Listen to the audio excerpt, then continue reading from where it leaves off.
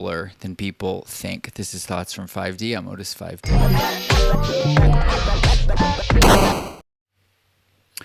All right, so I've been thinking like I should probably ground these videos in some kind of like context as to like why are you making this video? And so I am an artist, among other things, and a digital artist. And so what that basically means is there's a lot of sitting. In addition to that, I have been a street dancer for 20 plus years, and that was like my career for a very long time. And so the street dance gets you very in touch with your body and with isolation and just everything about the inner details of how your body functions. And one of the things that I struggled with in my career as a street dancer is that I was always much less flexible than most people.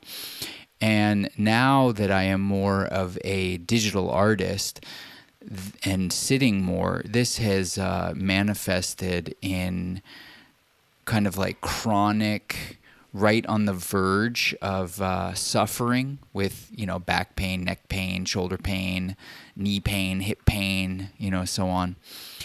And I feel like I have, this has caused me to go very deep and get a very subtle and deep understanding of the body and how it works. And in the managing of my pain and the fixing of my pain, I don't actually believe in fixing pain. I believe in managing pain.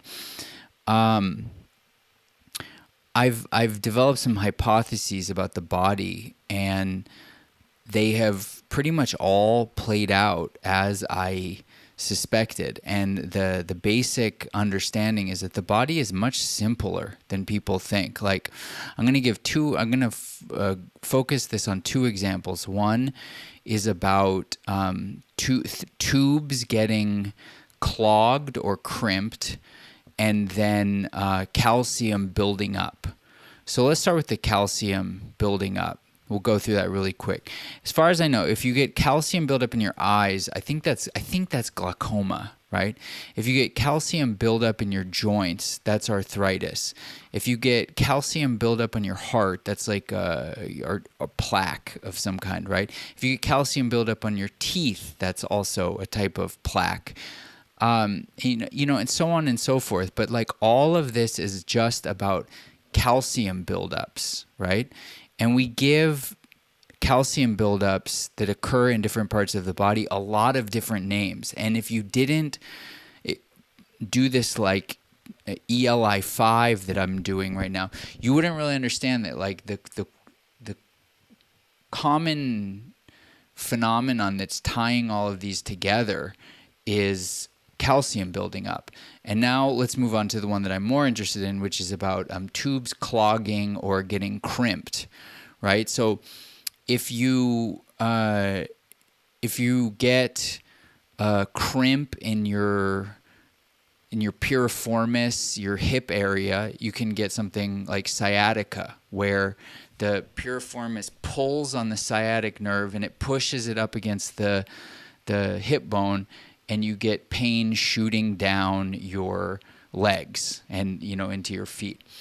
Carpal tunnel, right? If these muscles, the pectoralis minor, which you can barely see, the scalene muscles, if these get tight and they pull you forward and they cause I don't actually know the name of these. What would it be? The jugular? I don't know. I actually don't know the name.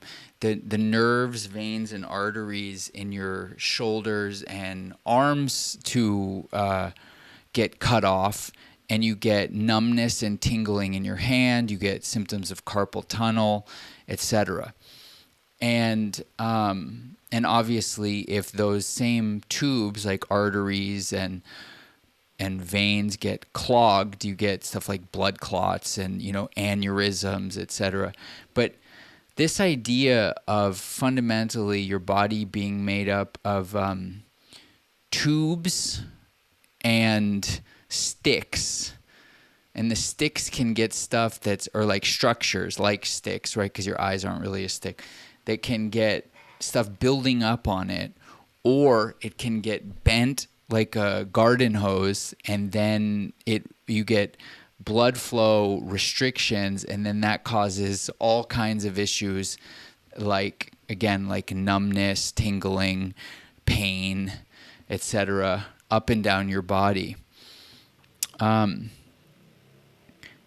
you can think that like you're dying, you need surgery. And the craziest part about this to me is that people actually get surgery, where rather than, because these ideas are not mainstream yet.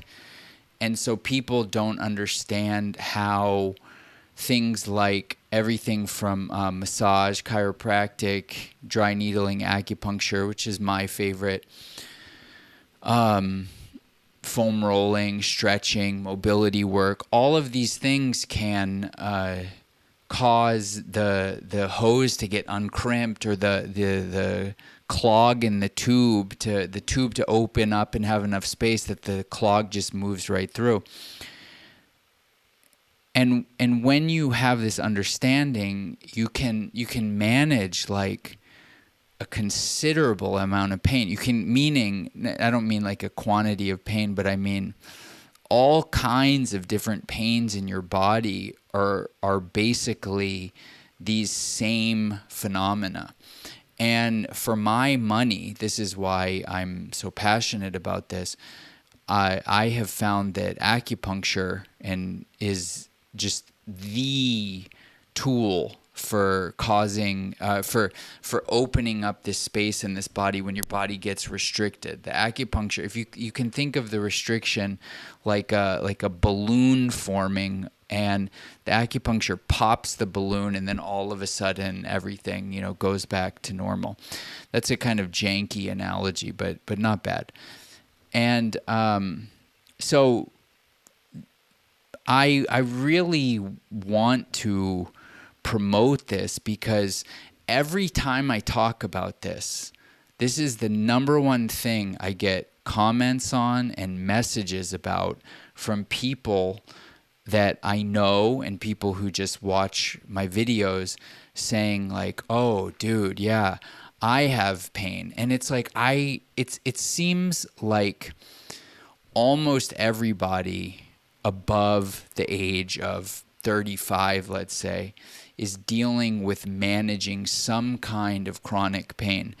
And all of the hassles that people go through with going to doctors and like expensive various specialists like physical therapists and chiropractors and so on, it's just insane to me, because I have over many years developed this toolkit of mobility routines, and teaching myself how to do acupuncture on myself, and really learning the various parts of the body that are likely culprits for various pains that I have, that I really want to share this. And so this, you can consider this kind of like my early days, my opening salvos of like beginning to get this information out into the world. And I intend to do a lot more. I want to do courses and communities and all kinds of things about this, because I really believe in a very natural DIY approach to health and self-sovereignty. It's like everything to me is increasingly about self-sovereignty. We're clearly moving out of this era of trusting experts, because we're realizing on all fronts that the experts don't know shit. And there's something so overwhelming about that. But my experience has been that step by step, you get more and more of an understanding and an ability to take care of yourself. And as you do that, it's just so empowering. It's like it's just off the chart. It's hard to even put into words how empowering it is.